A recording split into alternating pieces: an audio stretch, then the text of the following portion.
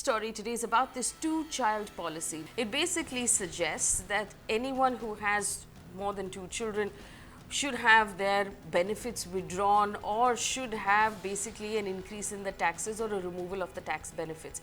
There is enough proof in our census data and among people who work in population that this sort of two-child policy doesn't work, because it has already been used in the Panchayat Raj elections of a couple of states, and we found out that it actually leads to abortions, it leads to people giving their children up for adoption in order to solve that problem. Poonam Muthreja, the Executive Director of the Population Foundation of India, is, according to me, the expert on this matter. I'm just going to call her. Ms. Muthreja, this is Faye. How are you? You good? Could I put you on the show and listen? All right. So, guys, this is Poonam Muthreja. Poonam Muthreja is the Executive Director of the Population Foundation of India, and I have never met anybody else in this country who's more of an expert on this matter than she is. So, I'm really glad she took my call. Ms. Muthreja, good afternoon, and thank you for talking to me. Happy to talk. So here's my question, and I was just clearing up for for those who are watching, the fact that this is a private member bill that is actually been placed before Rajya Sabha, and it's not something the government has brought in, and private member bills don't really get cleared or don't really get passed. The rate is very, very low, but nevertheless, you've actually brought about a very timely report in response to this bill, and you think it's not something we need right now, don't you? Absolutely, we don't need it, and I don't understand. This is the third private member bill which was introduced 2 days ago.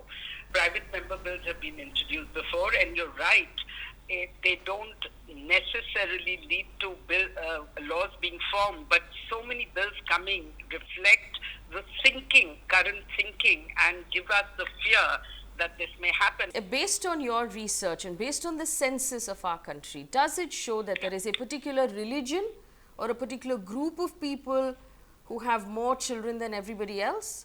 Or is it linked to other factors, like you said, education or poverty?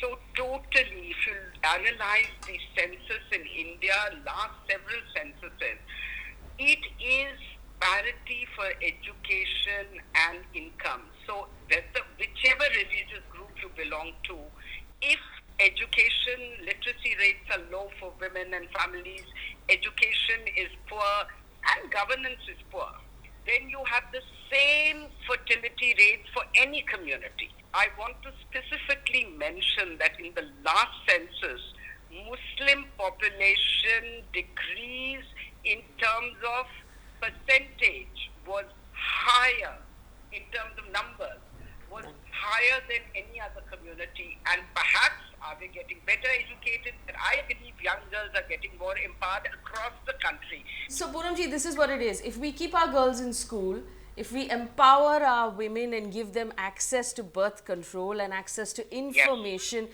that is the silver bullet that can solve most of the problems that we're facing right now. Is that not true?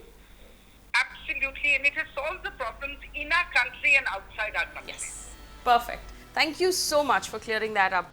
Population growth is not about a community or about people from a certain religion. It is purely linked to how long girls stay in school, what is the education rate of of that state, and do they have access to information and contraceptives that the government hands out in primary healthcare centers.